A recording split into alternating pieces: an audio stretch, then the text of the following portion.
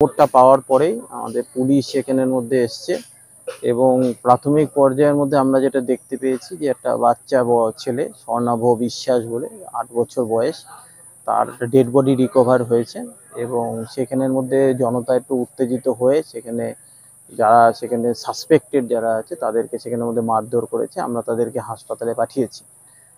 আর এখানের মধ্যে একটা সেখানে গতকাল থেকেই সেখানে এই ছেলেটা স্বর্ণাভ বিশ্বাস যে আছে সে মিসিং ছিল এবং পুলিশের তরফ থেকেও আমরা এবং লোকাল যারা গ্রামবাসী আছে তারা প্রত্যেকে সেখানের মধ্যে খোঁজাখুঁজি করার পরেও গতকাল পাওয়া যায়নি। আজকে সকালই তার বডিটা রিকভারি হয়েছে।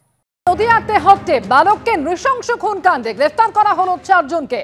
গণপিটুনিতে নিহত উৎপল মণ্ডলের ছেলেকে গ্রেফতার করা হলো। ধৃত আত্মীয় সহ আরো 3 গ্রেফতার উৎপল মণ্ডলের ছোট ছেলের বান্ধবী এবং 2 আত্মীয়, অর্থাৎ মোট 4 জনকে গ্রেফতার করা হলো। আর কি জানা যাচ্ছে? পার্থপ্রতিম ঘোষ এই মুহূর্তে রয়েছেন আমাদের সঙ্গে।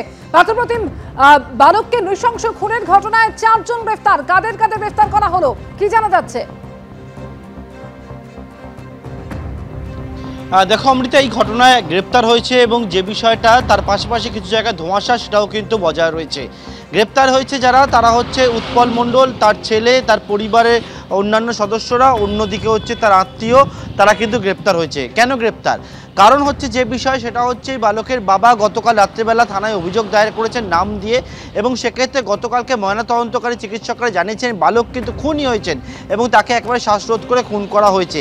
এবং যে নাম দিয়ে অভিযোগ দায়ের করেছে 7 জনের নামে অভিযোগ দায়ের হয়েছে, তার মধ্যেই উৎপল মণ্ডল মৃত, তার নাম রয়েছে, তার স্ত্রীর নাম রয়েছে সোমা মণ্ডলের, এছাড়া তার ছোট ছেলে ছোটুর নাম রয়েছে এবং আরও একজন আহত অবস্থায় হাসপাতালে রয়েছে তার নাম রয়েছে, এছাড়া তার আত্মীয়দের নাম রয়েছে এবং তার ছোট ছেলের বান্ধবী তার নাম রয়েছে। এবং 7 জনের মধ্যে 2 জনের মৃত্যুর ঘটনা ঘটেছে গণপিটুনিতে। একজন এখনও পর্যন্ত আশঙ্কাজনক অবস্থায় হাসপাতালে ভর্তি রয়েছে।